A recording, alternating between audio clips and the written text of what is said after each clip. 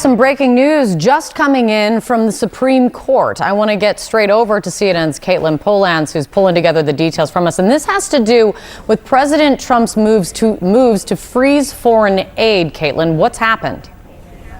Yeah, Kate, what had happened in the Trump administration is they turned off money going to nonprofits and contractors on foreign aid, people that were working with the organization USAID, the agency that the Trump administration was trying to shut down.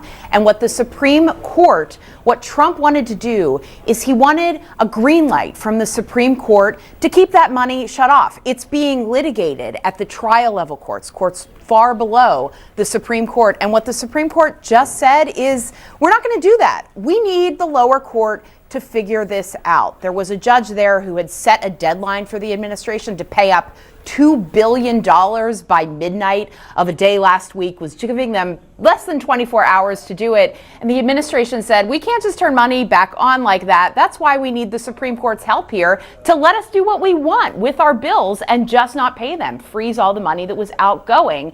And now it's going to go back down to the lower court. But Kate, when you step back and look at what's happening in this order right here, it's 5-4, and the 4 dissenters of what is being done right now for Donald Trump, those people are all of the conservative justices, and what they are saying is, we can't believe that this Supreme Court is going to override what the executive wants to do here and just give this lower court trial judge, Judge Ali in Washington, D.C. on the district court, the power to figure this out right now. So a big struggle between the court system and Trump as president ongoing that we're going to keep seeing happen in the courts. Kate? I was going to say, my take is like, this is not the last time this conflict and struggle is going to be playing out and making its way back to the Supreme Court. This is the beginning of a very long road here, but an important decision coming from the justices nonetheless. Caitlin, thank you so much for jumping on so quick for us.